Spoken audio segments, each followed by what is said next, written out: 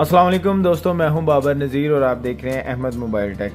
आज दोस्तों हमारे पास मोबाइल है Huawei का Y9 Prime 2019 मॉडल। तो इसका हम पैनल रिप्लेस करेंगे आज।